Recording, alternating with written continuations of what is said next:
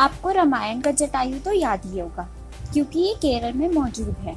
ये जटायु की मूर्ति रामायण को ध्यान में रखते हुए बनाई गई है।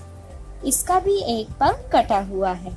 ये मूर्ति 70 फीट ऊंची और 200 मीटर लंबी है। जटायु की मूर्ति को बनाने में 10 साल लगे थे।